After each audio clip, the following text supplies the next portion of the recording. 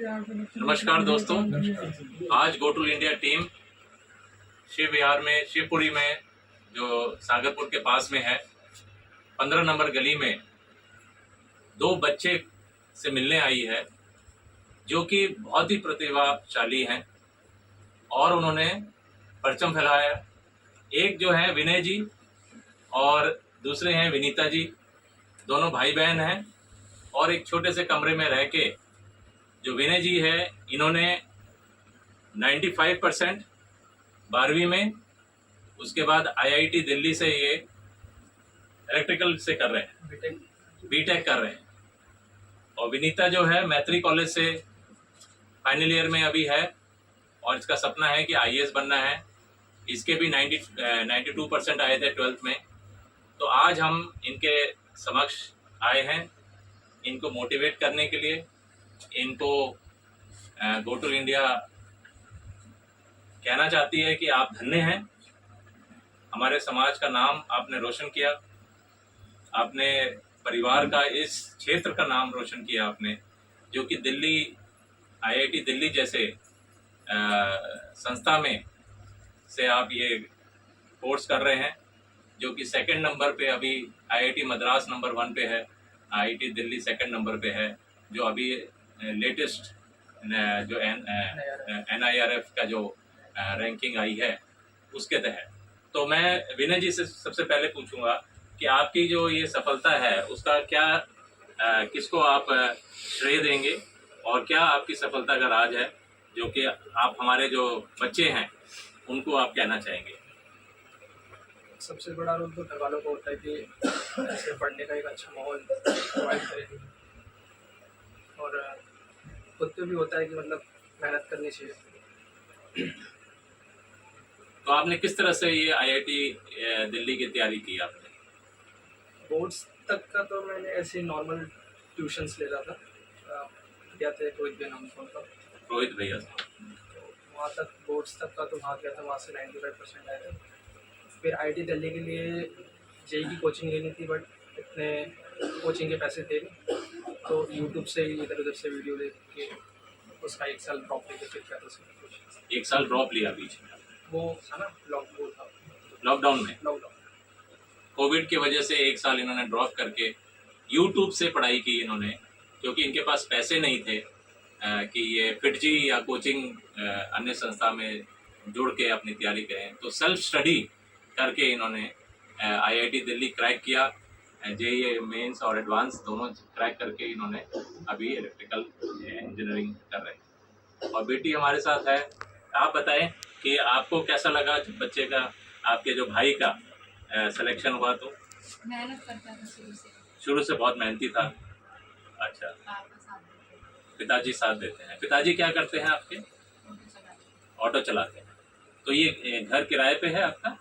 घर किराए पे है। तो देखिए दोस्तों, जो पढ़ाई एक ऐसी यंत्र है जिसके जरिए आप आसमान छू सकते हैं। बस आपको पढ़ना है, उसके लिए सबसे सस्ता उपाय है ये आगे बढ़ने का। मैं कई बार कहता हूँ कि पढ़ाई करने के लिए ज़्यादा आपको सिर्फ किताबें ही चाहिए और समय आपके पास भरपूर है। सिर्फ आप पढ़ते जाइए, आगे बढ़ते जाइए और ज़रूर आपके जो बड़ी से बड़ी उपलब्धियाँ हैं आपके कदमों में होंगी और आपको आप उससे उठ के आप आगे बढ़ेंगे समाज में और अपना नाम भी रोशन करेंगे, अपने समाज का, अपने अभिभावकों का और सबका नाम रोशन करके आप इस जो गरीबी की जो व्यवस्था है इससे आप निकल के आप ऊपर उठ सकते हैं। ये सबसे सरल और सबसे फुल प्रूफ उपाय है। और हमारी टीम है जो शंभू शाह जी हैं, दिल्ली प्रदेश के अध्यक्ष हैं, और दीपक जी हैं जो वाइस प्रेसिडेंट हैं हमारे दिल्ली प्रदेश के। ये लोग आए हुए हैं जो टीचर हैं, दोनों शिक्षक हैं, एक लेक्चरर हैं और एक शिक्षक हैं। तो ये हमारी पूरी टीम है जो आज, और बाहर भी लोग हैं क्योंकि ये कमरा काफ़ी छोटा है।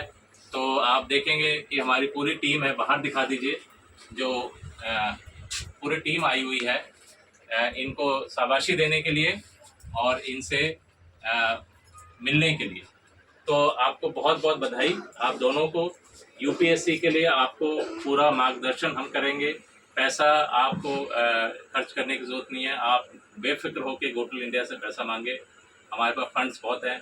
हम आपको मार्गदर्शन के साथ साथ जैसे भाई को पैसे की दिक्कत रही, आपको दिक्कत नहीं होने देंगे।